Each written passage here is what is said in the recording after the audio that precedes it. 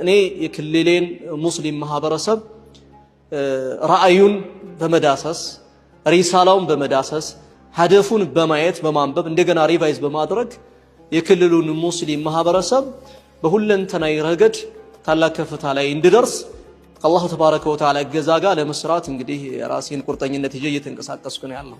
እጅግ በጣም ያስገረመን ነገር ክቡር ፕሬዝዳንታችን ሂማቸውን ሒርሳቸውን ካየነው ነገር የብዙ ማህበረሰብ ጥያቄ ነው። የኛ ብቻ ሳይሆን የተመራጮች ሁሉም ምንድነው የምንሰራው፣ እንዴት ነው የምናደርገው፣ የሚያስፈልጋቸውን ነገር መጀመሪያ ላይ የሚያስቀምጡ ነገር አለ። መሰልጠን አለብን፣ ተሐድሶ መውሰድ አለብን። ያሁኑ መጅሊስ እንደሌላው መጅሊስ አይደለም፣ ጥንካሬ ይጠይቃል።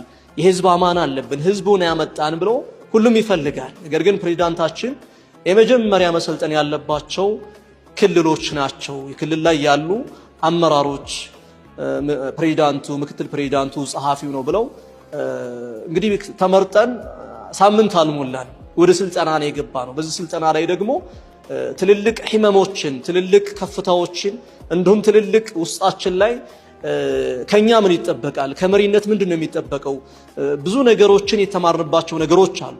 እኛ ውስጥ ተደብቀው ያሉ ሲያስጨንቁን የነበሩ ነገሮች አሁን ላይ ስንማር ወይም ደግሞ ስልጠናዎችን ስንወስድ የቀነሱልን ነገር አለ።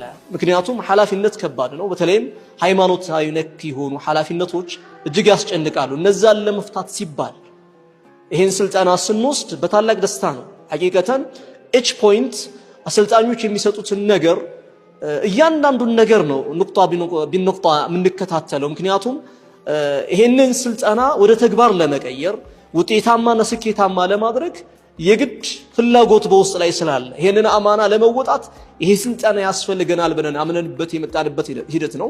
በዚህም ሂደት ክቡር ፕሬዝዳንታችንን እጅግ ላመሰግን እወዳለሁኝ። ቃላቸውን ጠብቀዋል። ከዛም አልፎ ወደዚህ ሳይፈልጉ በግዳቸው መጥተዋል።